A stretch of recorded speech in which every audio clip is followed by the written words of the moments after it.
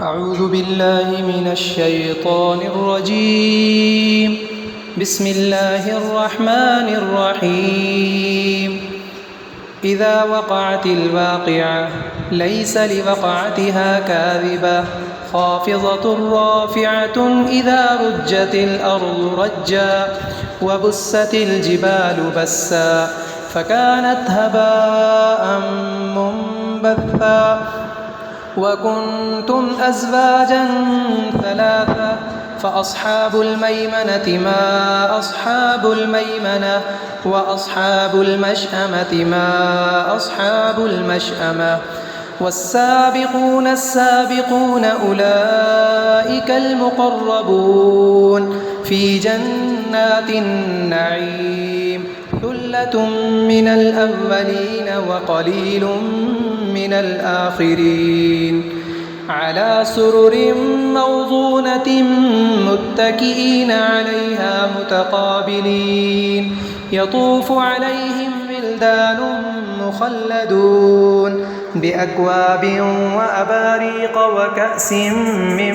معين لا يصدعون عنها ولا ينزفون وفاكهة مما يتخيرون ولحم طير مما يشتهون وحور عين كأمثال اللؤلؤ المكنون جزاء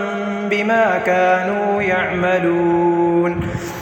لا يسمعون فيها لغوا ولا تأثيما إلا قيلا سلاما سلاما وأصحاب اليمين ما أصحاب اليمين في سدر مخضود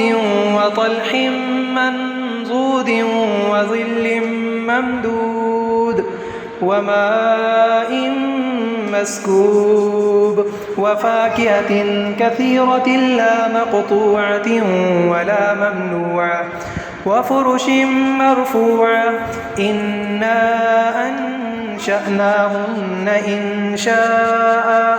فجعلناهن أبكارا عربا أترابا لأصحاب اليمين ثلة من الأولين وثلة من الآخرين وأصحاب الشمال ما أصحاب الشمال في سموم وحميم وظل من يحموم لا بارد ولا كريم إنهم كانوا قبل ذلك مترفين وكانوا يصرون على الحنث العظيم وكانوا يقولون أئذا متنا وكنا ترابا وعظاما أئنا لمبعوثون أو آباؤنا الأولون قل إن الأولين والآخرين لمجموعون إلى ميقات يوم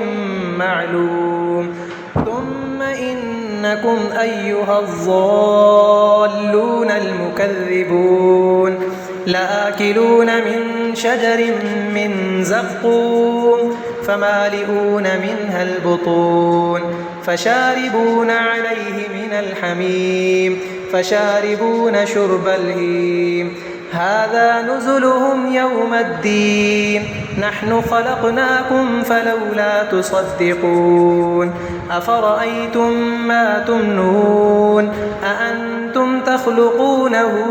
أم نحن الخالقون نحن قدرنا بينكم الموت وما نحن بمسبوقين على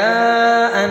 نبدل أمثالكم وننشئكم فيما لا تعلمون ولقد علمتم النشأة الأولى فلولا تذكرون أفرأيتم ما تحرثون أأنتم تزرعونه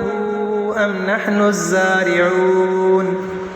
لو نشاء لجعلناه حطاما فظلتم تفكهون إنا لمغرمون بل نحن محرومون أفرأيتم الماء الذي تشربون أأنتم أنزلتموه من المزن أم نحن المنزلون لو نشاء جعلناه أجاجا فلولا تشكرون أفرأيتم النار التي تورون أأنتم أنشأتم شجرتها أم نحن المنشئون نحن جعلناها تذكرة